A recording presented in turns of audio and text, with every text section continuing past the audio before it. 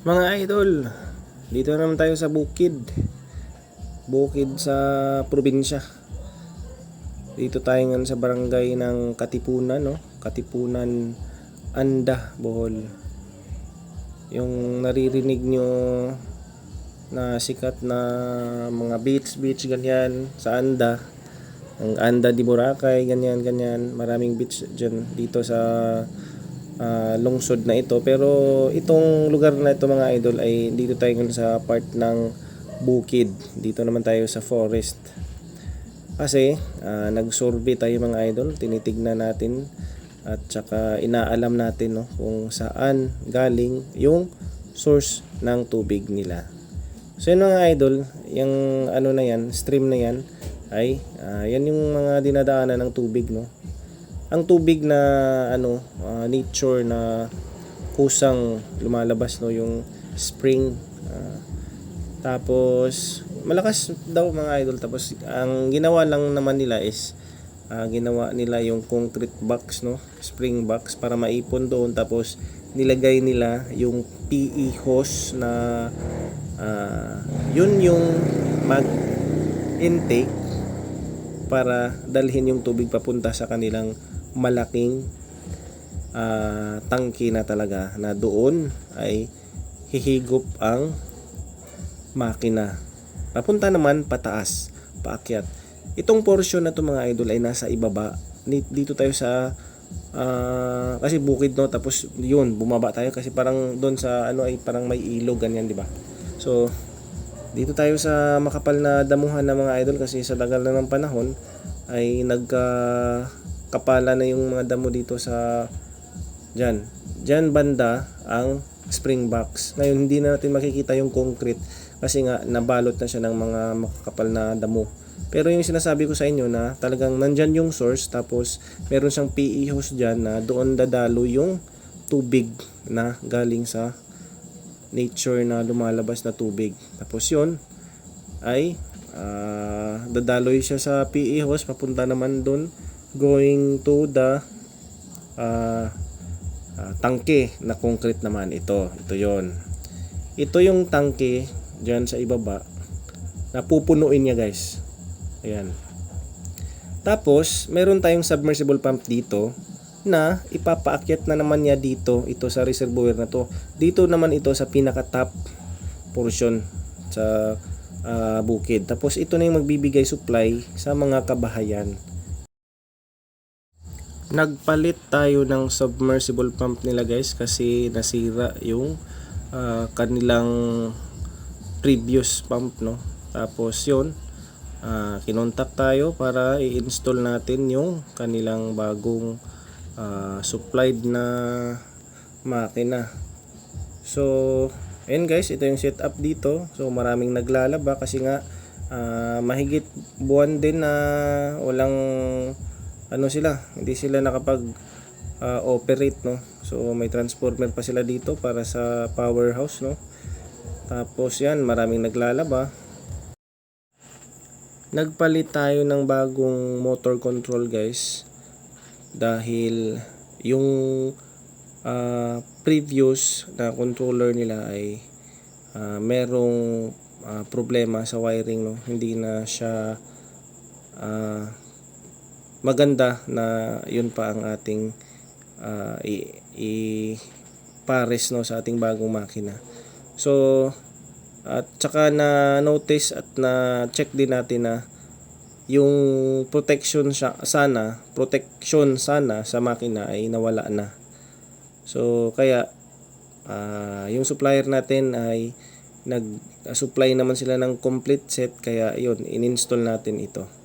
So meron tayong magnetic contactor, may breaker na dyan, meron tayong voltage relay, meron tayong sensor relay. So ito yung maganda sa kanya, guys, protection para sa makina, na syempre pag wala ng tubig yung tangke, sa level ng makina na mag-stop na yung makina sa paghihigop kung wala na talaga siyang tubig. So mga idol, para magkaroon ng protection yung makina natin, dapat talagang alamin natin kung anong yung mga device na dapat na gamitin natin mga idol, no? So dapat alamin natin kung para saan siya, kung ano ang gagawin nito. So itong ininstall ko dito mga idol, ito yung control box ng pares ng pump, no? Kasi Franklin dapat yung control box na may built-in capacitor dyan. So yan yung ano niya, set ng makina, no?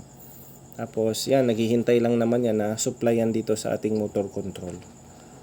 So ito yung powerhouse nila mga idol. Medyo maraming mga pyesa-pyesa mga idol, kasi nasiraan talaga sila. Halos 3 makina mga idol, 3 makina, kasi nga hindi maayos pagka-install ng mga technician natin mga idol, no? So hindi sa pagmamayabang, pero na-check kasi natin, no, na wala talagang masyadong protection yung makina. Kasi yung dapat yung sensor wala na, nag-bypass na mga idol. Wala na talaga siyang ano. So itong mga tools natin mga idol, dala-dala natin lahat talaga yan, no. Saan tayo pumunta, andyan yan. Kasi yan yung nagbibigay ng tulong sa atin. So ang taga-video ko naman, yung assistant ko mga idol. So yan yung floatless level switch. Tapos yung wire dyan mga idol is yun yung sensor na pupunta kasama doon sa makina na nakalublob doon sa tubig. Tapos pag hindi na siya nag-touch ng tubig, pag wala na yung tubig, pag-stop na din yung makina. So ito yung naabutan namin mga idol, no, nung first day na pumunta ako dito. Maraming nakahanger na mga damit, tapos maraming naglalaba, naliligo. Ayan, kasi yan yung source intake ng tubig nila dito. So dito na lang sila naglalaba, tsaka naghuhugas, naliligo. Ito yung mga ano natin, no, fittings, pressure gauge, breather. Ito yung setup dito kasi guys. Pinalitan natin yung bagong makina kasi nga nasira na. So nag-install tayo dito. Pinalitan natin yung yan, dinugtong na natin yung royal cord at saka yung wire ng ating makina. Kasi nga bago. So syempre, ang gagamitin natin dyan na tape ay rubber tape mga idol. For submersible kasi mga idol. Lublob kasi ito sa tubig mga idol, no. Ilulublob natin sa tubig. So ayan.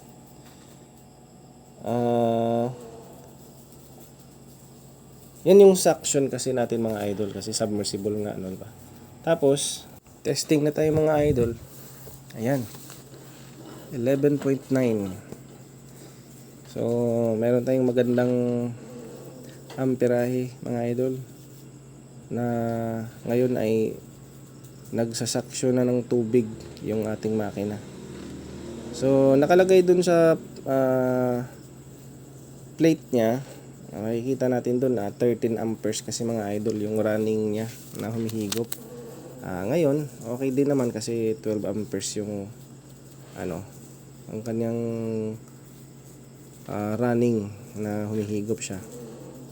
So meron tayong good sign na maganda naman yung makina natin. Kung aandar siya na walang tubig, syempre mababa yung amperahe kasi hindi siya nabibigatan. Pag meron na kasing ano, higop o kinakain yung impeller, so syempre nagpupush siya ng tubig paakyat, kaya medyo mabigat sa kanya. So ang reading niyan is talagang ganyan, 12 to 13 ganyan. So yan yung good running ng ating pump. So yan yung mga lumang pump, yung mga nasunog na yung, so yan, oh, nag-stable siya ng 11.8. So ito yung control natin.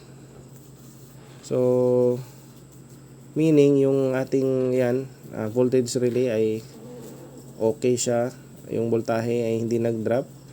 So yung setting natin sa low voltage ay 200. Pag nag-less 200 yan, kusang papatay yan. So start stop yung motor control natin guys. So pagdating ng level ng sensor na mababa na yung tubig ay kusang mag-off to para protection sa makina. So yan yung gamit ng ating floatless level sensor switch. So nag-a-under siya ngayon guys. So ayan si ate nag-iigib. At saka si kuya naman ay naglalaba dito no. So napakahirap talaga kapag walang tubig. Talagang napipilitan talaga sila ditong pumunta para lang maglaba, maghugas, maligo. So maraming salamat at saka nakatulong ako dito sa kanila no, sa kanilang lugar na maibalik yung tubig nila dito sa kanilang reservoir na magsusupply na sa kanilang kabahayan. Maraming salamat po at nakatulong din ako sa inyo. Kawaan kayo ng may kapal. God bless po sa inyong lahat.